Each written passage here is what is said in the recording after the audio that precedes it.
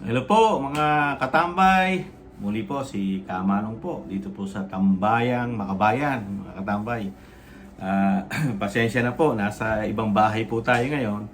Kaya medyo kung nakakarinig po kayo ng ibang sounds, pagpasensyahan nyo na po mga katambay. Naikibahay lang tayo. Opo. Nakita ko lang po sa news, na ano lang po ako na hindi po natin pag-usapan.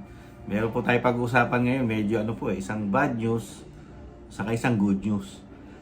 Ito po, umpisahan natin mga katambay. Unahin po natin yung bad news. Ito po ang bad news. Ito po, set po natin. Umalo na sa 75 piso kada kilo ang presyo ng bigas sa Bicol ayon sa isang grupo. Saksi si Bernadette Reyes. 67 pesos na ang bigas sa Naga City. Pero ayon sa grupong Bantay Bigas, umaabot pa hanggang 75 pesos kada kilo ang bigas sa iba pang lugar sa Bicol. 60 pesos ang pinakamababa. Sa Mindoro na isang rice-producing province, 58 hanggang 60 pesos ang kilo ng bigas. Palaging binabanggit ng gobyerno na may stock, tumaas ang ating production, pero nananatiling napakataas yung presyo ng bigas. Mas tumaas pa. Inaasahan natin na dapat bababa kasi yung production natin tumaas. May importation tayo. Sa tindahan ito sa Quezon City, 60 pesos pataas din ang benta sa bigas. Medyo mahirapan ka kasi dati kung yung bili namin 1,000 lang halimbawa nagiging 1,300 na. Ayon pa sa Bantay Bigas, hindi ramdam ng mga consumer ang sinasabi ng Department of Agriculture na mga solusyon para mapababa ang presyo ng bigas. Pagtatayo, aayusin niya yung mga post-harvest facilities, aayusin niya yung cold storage, yung ganyan. Ginagawa na yan eh. Hindi nila talaga niluroot out yung dahilan kung bakit tuloy-tuloy yung kakapusan natin sa pagkain. Sabi ng Department of Agriculture, Ay nako. Yun na, pinutulan natin yung mga nagsisikap. Yun ang sabi ng Department of Agriculture sinisikap. Opo. Yan po yung bad news. Komentuhan po natin yan maya-maya. Isunod po natin yung pampalubag-loob naman natin mga katambay. Yung good news. Ito po. Set po natin yung good news naman. Para may pag-usapan po tayong good news mga katambay. Bukod po sa aumento sa sahod at dagdag benepisyo na pinag-aaralang ibigay sa mga guro, aalisin din sa kanila ang ilang tungkulin para mas makapag-focus sa pagtuturo. Ayon po yan kay Vice President at Education Secretary Sara Duterte. Saksi, sina Ivan Mayrina at Ian Cruz. Pagkasama sina Pangulong Bongbong Marcos at Vice President at Education Secretary Sara Duterte sa presentasyon ng DepEd sa Pangulo ng 2024 Basic Education Report.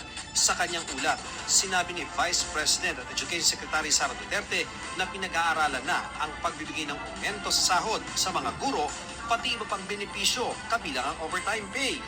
Historically, for non-teaching tasks performed outside their regular working hours, teachers are only compensated through service credits.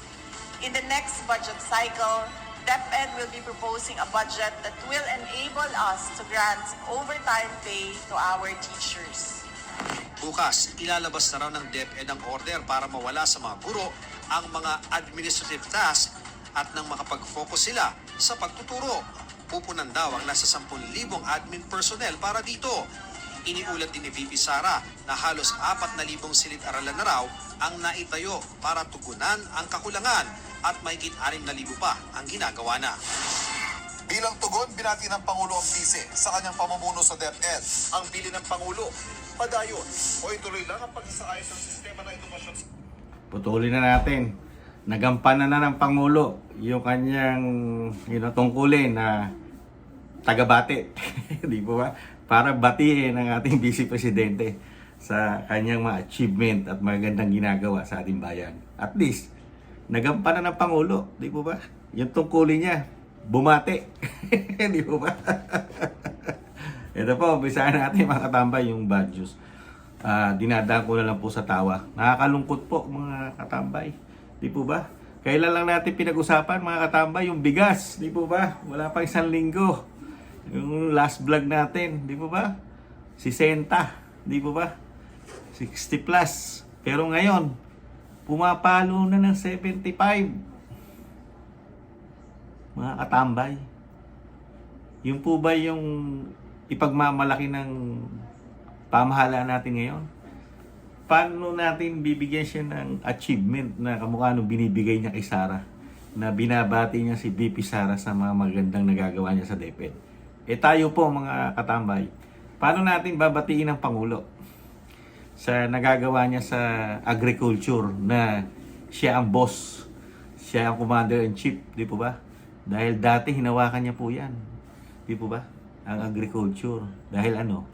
Dahil gusto nga niya mangyari yung pangako niya sa atin nung siya'y nakakampanya, di ba? Uunahin niya ibaba ang bigas, 20 pesos, di ba? Pero nung pag-upo niya, ang bigas natin 40 lang, di ba? Makakabili ka pa ng 30 plus. Ano sabi niya? Ibaba pa ng 20 pesos pagka siya'y naupo. Ngayon po. Ngayon po. Ngayon po. Wala. Excuse me po. Di po ba? Wala pang 2 taon. 75. At least, di po ba? Ang kagandahan nun, 75.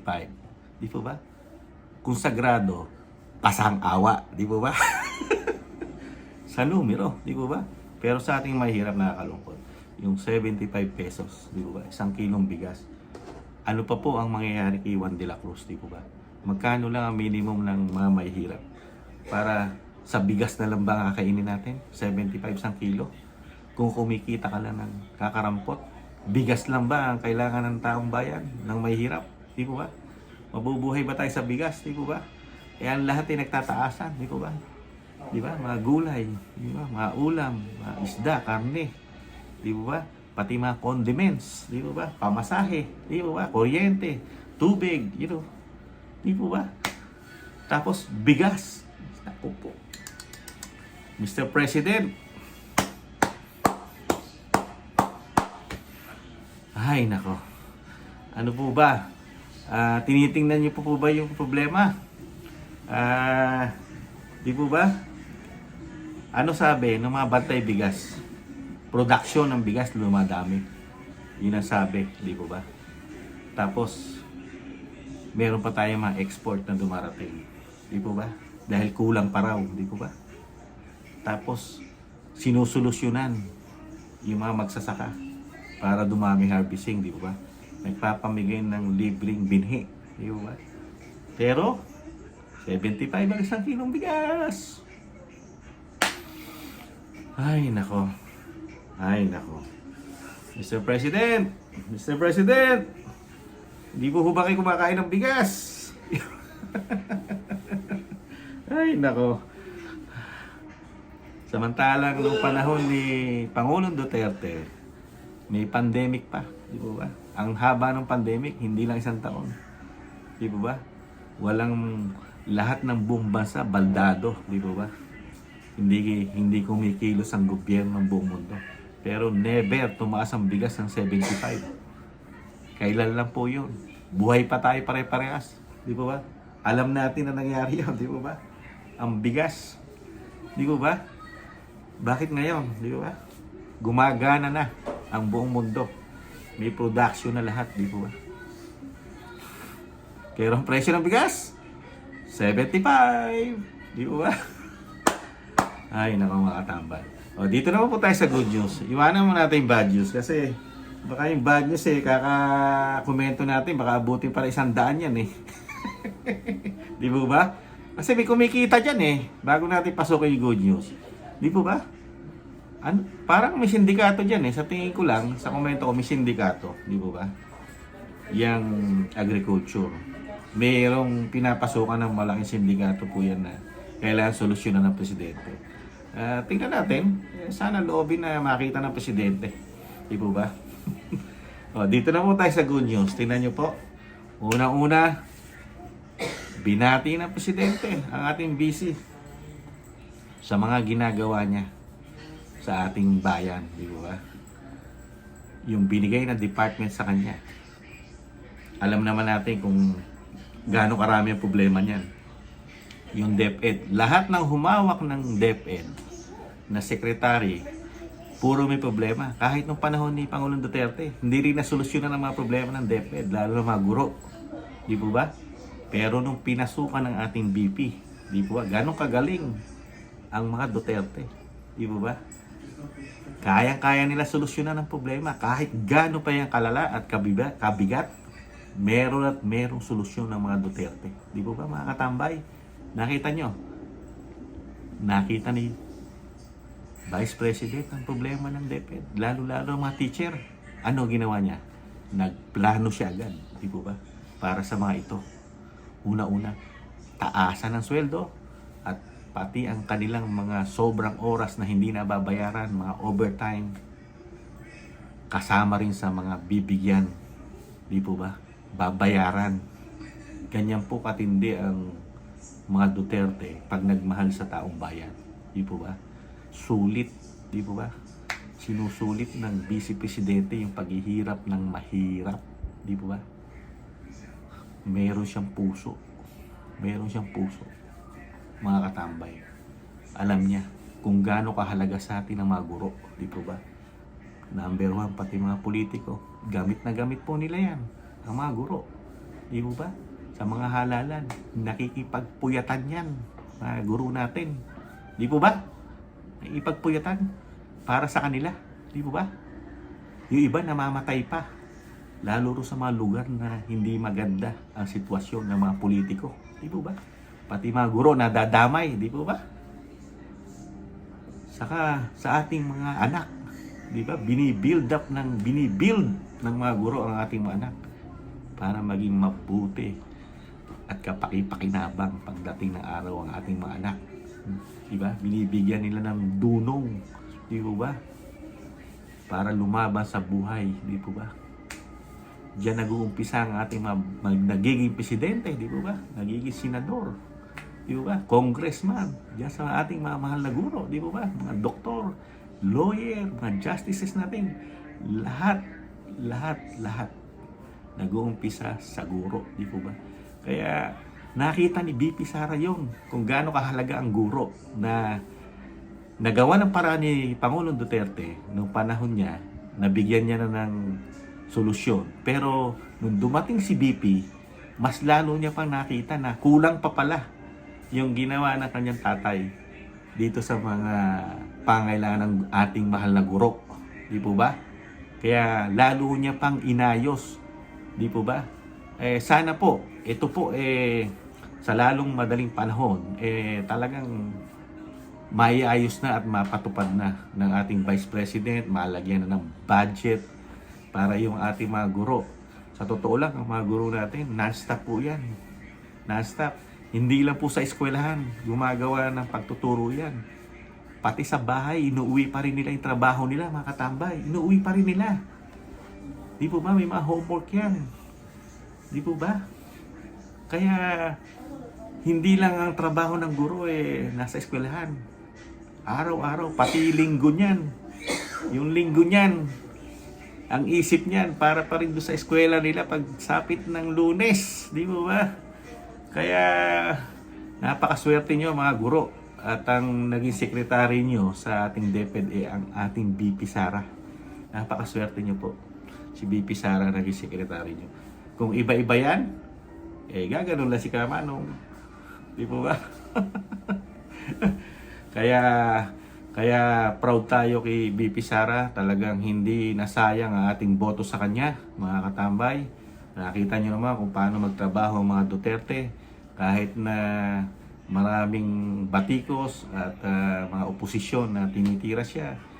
Minsan nga, pinagre-resign pa nga siya, di ba? Di raw siya bagay sa DepEd dahil hindi siya guro.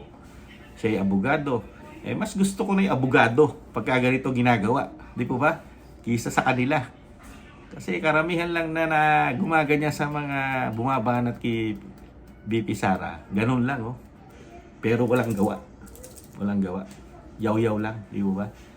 Dahil namumulitika lang, di ba? Politika lang. Kaya palakpakan natin ang ating BP.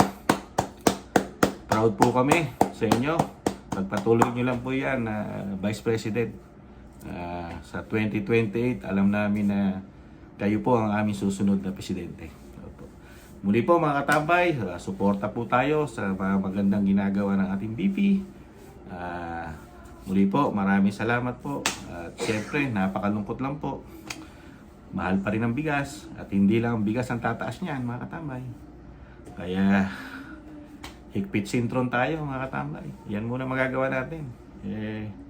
Magdadalawang taon pa lang si BBM ating presidente Meron pang 4 na taon mahigit. Tingnan natin.